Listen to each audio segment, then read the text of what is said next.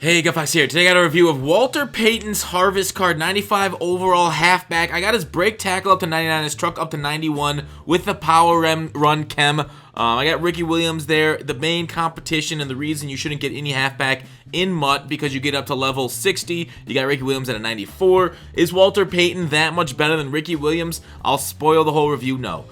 He's very good, don't get me wrong, but for the extra stats like the +1 speed, Ricky you can count up the same way you can Walter here with the same boost, so it kind of a little misleading on your screen here. But I will say I did like the way Walter played really well. And running with a combo of Walter and Ricky with both of them on aggressive and then changing up every single play, letting one rest, letting the other one go.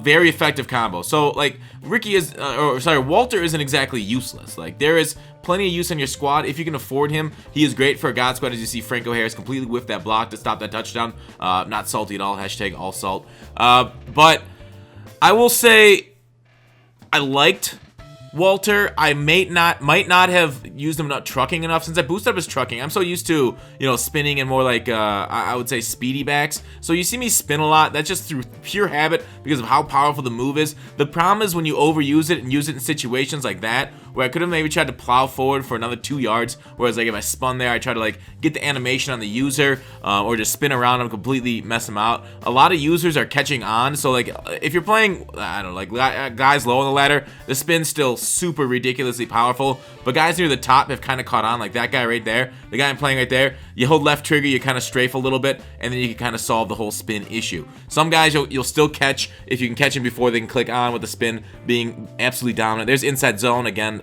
We know how good inside zone is, running behind somebody like Adam Thielen over there, and some other good run blocking guys. So I could have tried a lot more jukes. I think I did a few jukes, not as much as I should. I didn't try a lot. I tried a little bit of stiff arm. Whenever I go into contact I try and stiff arm, but I really should work on that truck. I try and truck near the goal line a little bit, and oftentimes like that right there, I try to truck into the end zone, but because Madden is the way it is, oh look at that, auto broke, spin, and yeah, for the win. Because Madden's the way it is, you try and truck near the goal line to get into the end zone for that extra push, but they give you that stupid find the hole mechanic where you hesitate. And the thing is, like, hesitation's cool in real life when you're Le'Veon Bell or a real life running back, but in Madden, because of the way that run stopping happens with the block sheds, you cannot hesitate. There's the spin paying off again for the win.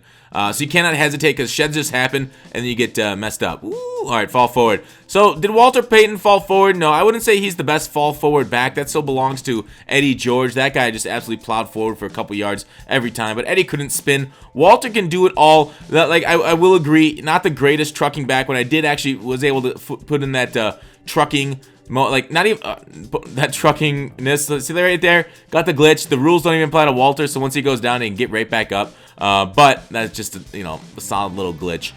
So did I like Walter? Yeah. Do I think he's the best running back in the game now? Yeah, he probably is the best, the #1 running back. The problem is, like, do I think he's worth it over replacement cost? Like, in fantasy football, they always say draft a running back high because the replacement cost for like a true bell call back is super high, so it's harder to find.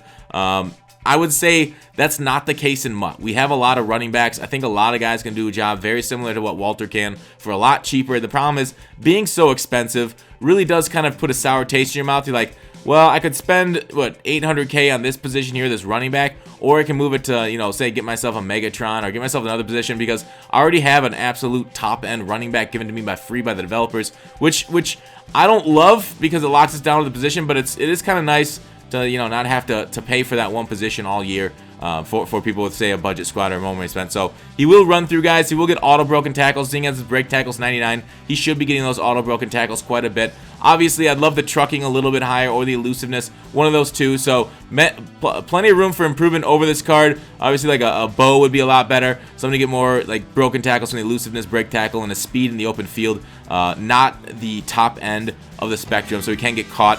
But out of 10, Walter Payton with the price, I gotta knock that down because of the replacement. Gonna give him an 8.1. Otherwise, production 9.3. Thanks for watching Call to Action. I'll see you tomorrow.